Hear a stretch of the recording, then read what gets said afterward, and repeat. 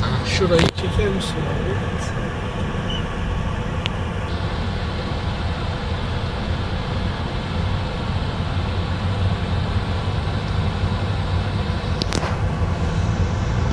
Asfaltından çıkan tozlarıdır.